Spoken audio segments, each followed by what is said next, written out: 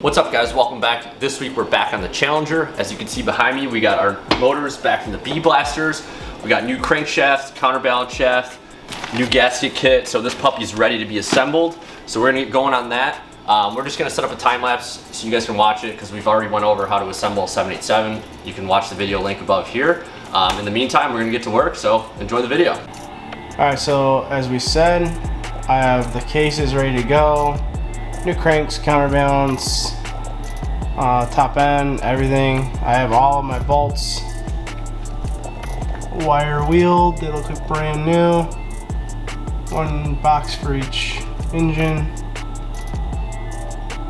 Everything's all cleaned up. All right, let's start assembly.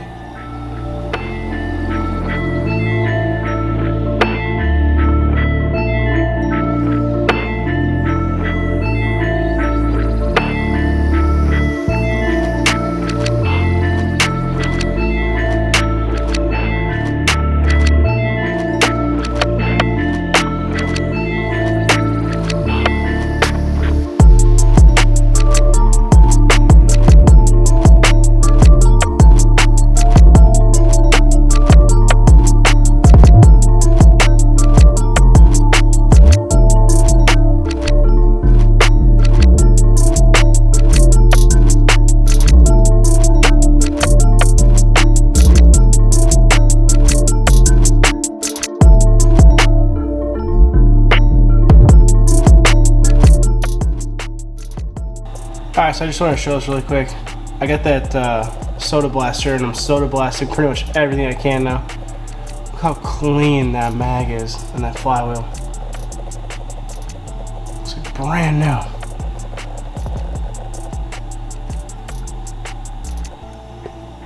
Freaking mint. Alright, back to the build.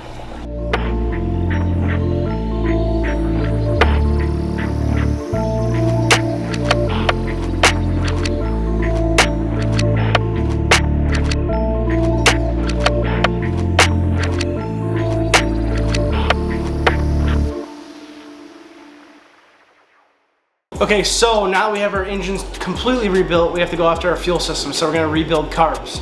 So we've already done a video on how to rebuild your carbs previously. We'll link it in the description. So we're not gonna show that, but we do have a neat little tool that we got for the shop. So this is a ultrasonic cleaned carb.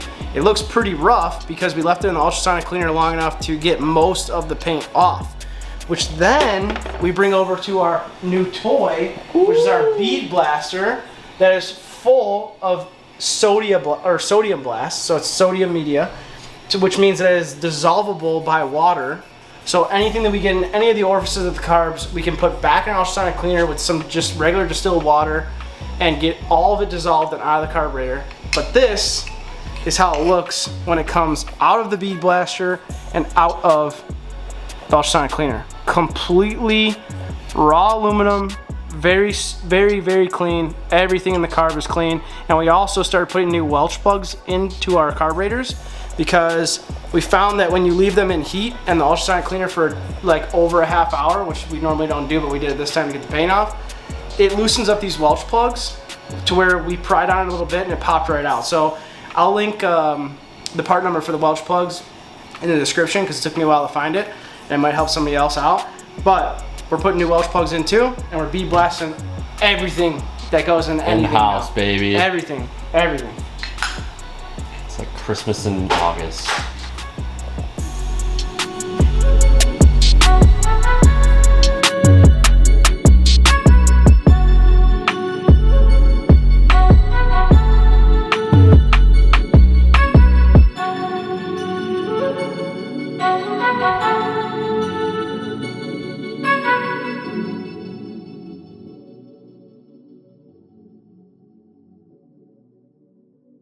Alright guys, so as you can see behind me, Nick got both engines painted. Super sick. They're really deep black. I don't know if you can see in the camera, but they look like they're wet. So very good job on your end. Thank you, sir. So up next here, we're going to get these motors all situated in the boat. We're going to use these sweet Tiguan lines, same color as what we got on the engine, so that we can get them all matched and go from there. Also, we got these on OSD Marine, so if you do want to get yourself a set, we'll link the product description down below. And let's get to work. All right, so like I talked about earlier, we used a baking soda blast media, and we blasted all these to just perfect aluminum, and we painted them with single stage paint, and they came out like brand new. Like, you can see how shiny those are in the camera, right? Oh yeah. Perfect. All of our oil lines are ran. I replaced the plastic tee with a brass tee. Everything's crimped. No plastic zip ties or anything. New pump diaphragm assemblies, whole nine. So now that these are all ready to go, we'll have zero issue. Well, we should have zero issues fuel-wise. Nice. And we just drained what, 40 gallons of water out of this boat? Yeah, we left it outside in the freaking rain. Yeah. So this will give us a good time to show you the engine bay here. What we got so far.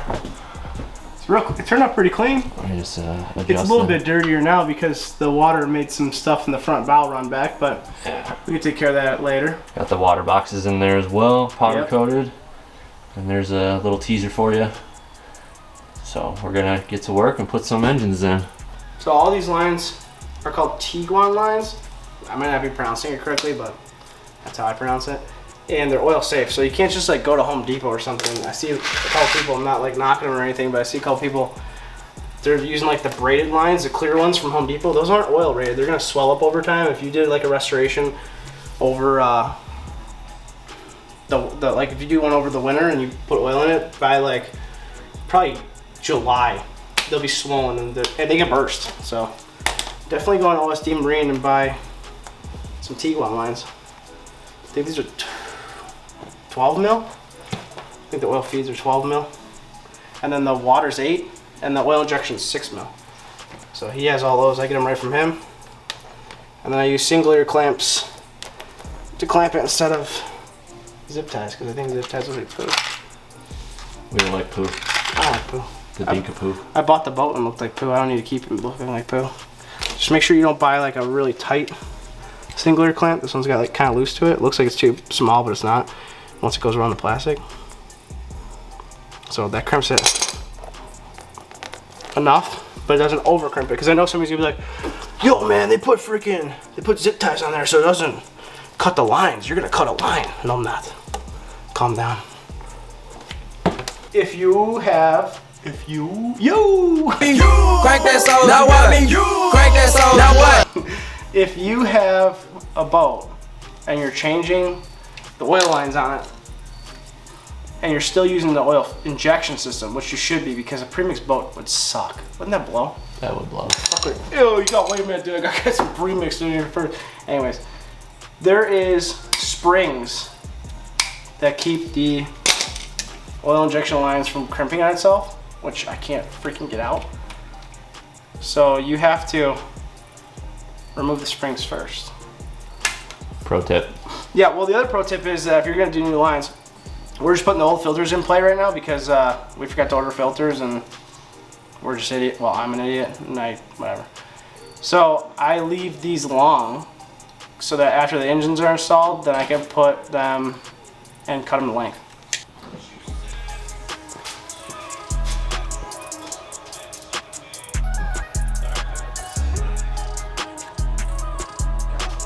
I can hop up in there and lift it down in there with you. Take that hold so when I got it.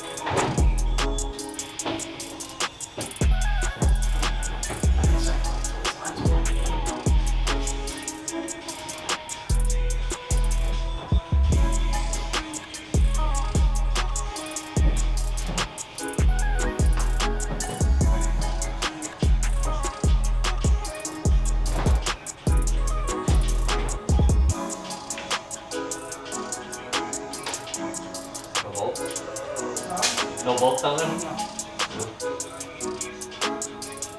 I guess you gotta be better at that thing.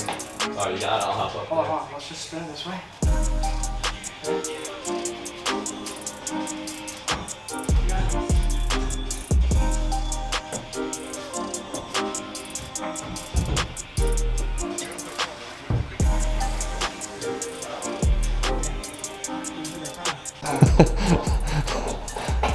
Oh, what are you doing there, nigga? Well, we got the first engine. We got the first engine in. It looks, dude, First off, I'm just gonna say this because I'm concerned about it because so many people on the internet brought it to my attention. I don't know how the fuck we're gonna see any leaks on this engine. Everybody's very concerned about painting this black and be like, oh my god, you're not gonna be able to detect leaks. What's leaking? It's a 2-stroke. It has an RV cavity bath, that's all it has. If the RV's leaking, guess what? It's going in your cylinders and it's not gonna turn over, or it's gonna just smoke like Smokey and the fucking Bandit, which didn't smoke, but you know, it is what it is. Anyways, we got all of our lines hooked up. It's bolted down. We have the alignment tool already hooked up, ready to go. Nick's gonna slide it on in there. Ooh. Lefty, the stranger. Take my strong hand. So, Nick's gonna fucking back and forth my shaft, and then we're gonna finish this alignment and move on to installing the next one. 10-4, good buddy. I'll get the lube. Yeah, bring the lube.